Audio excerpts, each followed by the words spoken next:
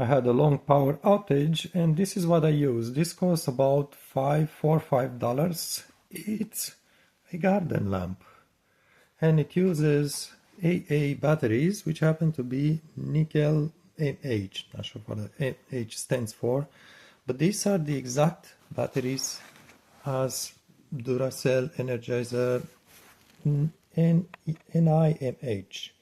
And these ones hold much more power than the original one. But besides, the original ones here are going to be cheap, so usually they last the night, but when fully charged. But this one, notice is 700 mAh.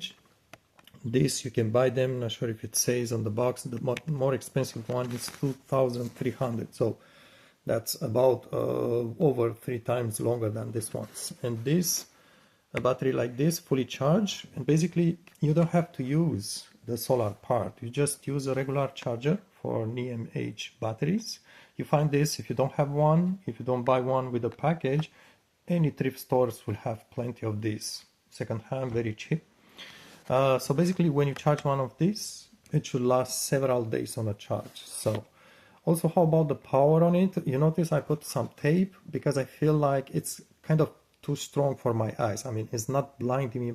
I do have an eye sensitivity, but I think it's plenty enough to power a full room, just a normal size room. Obviously, you don't get the idea how powerful it is now because the camera doesn't really just catch the exact intensity, and it's also daytime, but it's good enough for a full room. It's not going to help you, if you put this on a table, then go on your couch and read books. It's not going to be that powerful. So it's not like daylight, like a bulb, obviously, right? It makes sense. But it's plenty enough to just walk around the room and just, do whatever needs to be done by your day, or actually by your night. So I do recommend this. One of the things is that you may want to have, basically what these chargers do is they need at least 2 batteries at once. So you need just to buy a pack and just charge your 2 batteries and then use them one by one. And also, if you don't like you can also recharge it obviously through sunlight. One of the things I need to point out is these batteries are very sensitive to heat, so they don't like high heat. And let's say you leave this thing in sunlight, outside, on a table, something like this, on a hot summer day, is going to heat up the whole case really high, really strong, and this will degrade the batteries. So if you want to charge it by the sunlight, my suggestion is charge it indoor.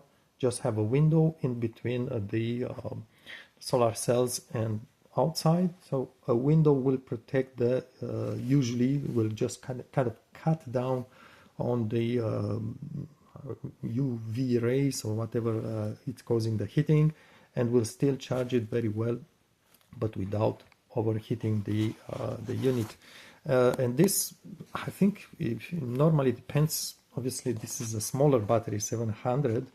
A smaller battery like that will just be charged in a couple of hours of strong sunlight. Maybe 3-4 hours is enough. If you need to keep it perpendicular to the direction of the sun. But again, you don't need to use this. So you have if you have a charger. But let's say you have a very long power outage, maybe a couple of 1 week, 2 weeks, then you can still use that solar cells. If you have obviously good weather, that's another problem. But it does work. And again, don't look by you see it works. This one doesn't have a switch. It's better to have one with switch. If you can find it. You notice basically the solar cell, when they don't get light, that's the actual switch. When I put it down, it's covered underneath. So if you don't have a switch, you just remove the battery, or sometimes go on the other side, the side without the spring. So there's spring on this side. Basically the spring goes on the negative, I think, and the part without spring, I think this should be the positive end. If I'm not wrong, correct me maybe in the comment section, but I think this is the positive. Usually what I do, just I put a small piece of like something like this. That's how I keep them. So I keep the battery inside.